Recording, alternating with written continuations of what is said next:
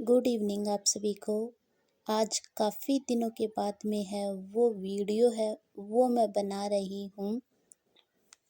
आज हम बात करने वाले हैं यूजी लेवल के अंदर जो फर्स्ट ग्रेड का सिलेबस है उसमें उसकी फर्स्ट यूनिट है सेल बायोलॉजी, जो हमें यूजी लेवल पर है वो दी गई है सेल बायोलॉजी।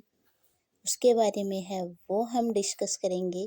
तो जो सेल बायोलॉजी है उसके अंदर जो सेल्स होती हैं उसके बारे में है वो हम जानेंगे। सबसे पहले इसके अंदर प्रोकैरियोटिक्स, यूकैरियोटिक्स जीव और सेल ऑर्गेनेल्स है वो हमें दिए गए हैं। माइटोसिस डिवीजन, मियोसिस डिवीजन, ये सब कुछ है वो हमें दिया गया है। तो इन सभी के बारे में है वो हम यूजी लेवल पर है वो बात करेंगे इस यूनिट के अंदर, सेल बायोलॉजी के अंदर। तो सबसे पहले हम बात करते हैं कि जो सेल की जो स्टडी है वो कहलाती है साइटोलॉजी। और जो साइटोलॉजी जो वर्ड देने वाले थे वो कौन थे? वो थे हर्टविग ने है वो साइटोलॉजी जो वर्ड है वो दिया।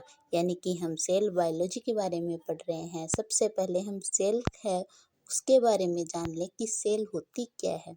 यानी कि जो ये सेल होती है वो सजीवों की यानी कि लिविंग जो ऑर्गेनिज्म है उसकी स्ट्रक्चर और फंक्शंस के कार्यों का जब जिसके अंदर अध्ययन किया जाता है वो होती है सेल बायोलॉजी के अंदर है वो किया जाता है।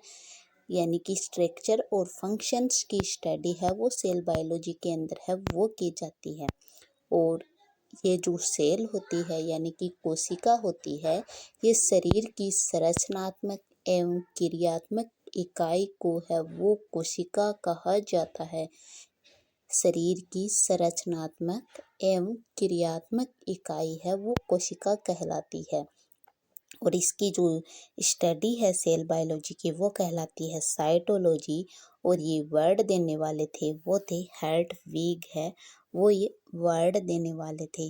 Cell biology study of structure and functions की जो स्टडी है वो कहलाती है सेल बायोलॉजी। और जो फादर ऑफ साइटोलॉजी है वो किसको मानते हैं हम कि जो कोशिका की खोज का श्रेय जाता किसको है? वो जाता है रॉबर्ट हुक को है वो कोशिका की खोज का है वो श्रेय जाता है। लेकिन जो रॉबर्ट हुक थे इन्होंने किस की जो स्टडी की थी वो की थी मृत कोशिका की, यानी कि नॉन लिविंग जो जीव था उसके अंदर है इसकी स्टडी की थी। और जो ये किसके अंदर की थी? कोर्क कोशिका यानी डेड सेल्स में है वो इसकी स्टडी की थी। ल्यूवेन जो ये थे रॉबर्ट हुक, ल्यूवेन हुक थे, इन्होंने जीवित कोशिका की स्टडी की थी। वो हम आगे पढ़ेंगे। पहले ये पढ़ ले कि रॉबर्ट जो हुक थे इन्होंने मृत कोशिका की है वो खोज की थी। और इनकी जो बुक है वो है माइक्रोग्राफिया के अंदर है वो स्टडी की थी इन्होंने साइटोलॉजी की। 1665 ईस्वी के अंदर है इन्होंने स्टडी की इसके बारे में, सेल्स के बारे में। जो कोशिका होती है ये हमने बात कर ली कि कोशिका होती है स्ट्रक्चर और फंक्शंस ऑफ द बॉडी, यानी कि शरीर की जो संरचनात्मक एवं क्रियात्मक इकाई है वो कोशिका होती है।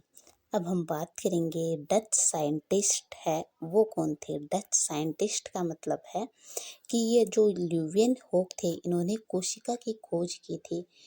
वो कैसी कोशिका की खोज की थी? वो की थी जीवित कोशिका की खोज। अगर हमें पूछा जाए कि कोशिका की खोज किसने की तो हम सीधा जवाब देंगे कि रॉबर्ट हुक ने की। अगर वहाँ पर नाम ऐसे आ जाए कि जीवित कोशिका की खोज किसने की तो हम जवाब देंगे कि ल्यूवियन हुक ने की। तो 3-4 नाम है वो मैंने है वो साथ लिख दिए। इसके अलावा जो ल्यूवियन हुक थे इन्होंने अमीबा है उसकी खोज का श्रेय भी ल्यूवियन हुक को जाता है। आरबीसी है मैमल्स में उसकी खोज का श्रेय भी है वो ल्यूवियन हुक को जाता है। स्पर्म की खोज का श्रेय भी जाता है ल्यूवियन हुक को। और बैक्टीरिया की जो खोज है उसका श्रेय भी किसको जाता है? वो जाता है ल्यूवेन होक को है, वो कोशिका जो ये कोशिका की जो ल्यूवेन होक है इसको भी है वो बैक्टीरिया की खोज का श्रेय भी है इनको जाता है। जो न्यूक्लियस है, अब हम बात करेंगे न्यूक्लियस की जो खोज का श्रेय किसको जाता है, वो जाता है रॉबर्ट ब्राउन को। 1831 के अंदर है इन्होंने न्यूक्लियस की है वो खोज की। Root cell of the outside, root cells के अंदर आउटसाइड के अध्ययन के लिए है इन्होंने इसके अंदर है रूट सेल्स के अंदर है वो न्यूक्लियस की खोज है वो की थी। अब आगे हम बात करेंगे कि जो सेल थ्योरी है वो किस प्रकार की जो थ्योरी है वो है। सेल थ्योरी का जो श्रेय जाता है वो जाता है दो साइंटिस्ट को, एक तो स्लीडन एक स्वान, दो साइंटिस्ट थे, एक तो स्लीडन और स्वान को है वो जाता है सेल थ्योरी का है वो श्रेय है वो जाता है। जो ये स्वान है वो थे जूलॉजिस्ट।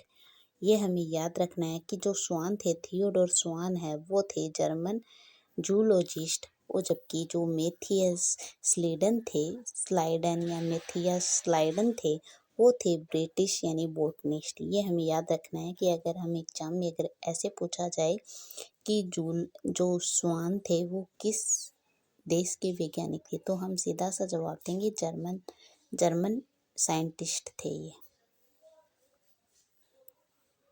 और फिर स्लीडन और स्वान है उसने सेल थ्योरी का है वो फादर है वो कहा जाता है। इन्होंने सेल थ्योरी के अंदर दिया क्या क्या था, इन्होंने सेल थ्योरी के अंदर है वो दिया था कि ये शरीर की संरचनात्मक व क्रियात्मक जो इकाई है वो होती है। सजीवों के शरीर का निर्माण कोशिका व कोशिका के विभिन्न घटकों के द्वारा है वो होता है। और इन्होंने बताया था कि रेडोल्फ वर्चुन के अनुसार न्यू जो सेल्स है, ये क्वेश्चन है वो पूछा गया है। अधिकतर मेरे जो नोट्स हैं इसके अंदर है वो प्रीवियस क्वेश्चन पेपर का है वो समग्र है पूरा का पूरा। जो रेडोल्फ वर्चुन है इन्होंने बताया कि न्यू सेल्स है वो डेवलप होती है ओल्ड सेल से, और इन्होंने 1855 के अंदर है वो ये बताया। सेल थ्योरी हेरिडिटी यूनिट होती है, यानी कि सेल थ्योरी है वो आनुवंशिकी की एक इकाई है वो होती है। रोडोल्फ वर्चुन है इन्होंने बताया कि न्यू सेल्स है उसका निर्माण किससे होता है, पुरानी जो सेल्स होती है उसके द्वारा है वो न्यू सेल्स का है वो निर्माण होता है। रोडोल्फ वर्चुन ओमनियस सेलुला ई सेलुला न्यू सेल्स, यानी कि ओमनियस सेलुला ई सेलुला का मतलब है कि न्यू सेल्स का निर्माण है वो होता है ओल्ड सेल्स के द्वारा। और अपवाद के अंदर है वो कौन कौन से जो प्रोकैरियोटिक जो यूकैरियोटिक जीव के अंदर आते हैं वो कौन से आते हैं, वायरस। सबसे ज़्यादा इम्पोर्टेंट तो ये अपवाद ही हैं, क्योंकि हमें सबको पता है हम कोशिका है वो पढ़ रहे हैं 6 क्लास से तो हमें सबको पता है, लेकिन ये जो अपवाद हैं ये सबसे इम्पोर्टेंट है। Virus, mucus, bacteria cells, protozoa, rhizopus, RBC, archaebacteria, prokaryotic cells, ये आते हैं अपवाद के अंदर। ओमनियस सेलुला ई सेलुला के अंतर्गत आते हैं ये। कौन कौन से, virus, mucor, bacteria cell, protozoa, rhizopus, RBC, archaebacteria, prokaryotic cells हैं वो आते हैं इसके अंदर। आगे की जो बात है वो हम करेंगे कल है वो हम बात करने वाले हैं जो कि लिविंग जो ऑर्गेनिज्म है यूनिसेलुलर मल्टीसेलुलर जो जीव है वो किस प्रकार के होते हैं, प्रोकैरियोटिक यूकैरियोटिक सेल्स है वो किस प्रकार की होती है, इनके बारे में है वो हम बात करेंगे। आज से है वो डेली आपको रूटीन बाय रूटीन है वो वीडियो है वो मिलेगा। डे के अंदर 1 या 2 वीडियो है वो आपको मिल जाएंगे। आगे की बात करेंगे हम कल। धन्यवाद।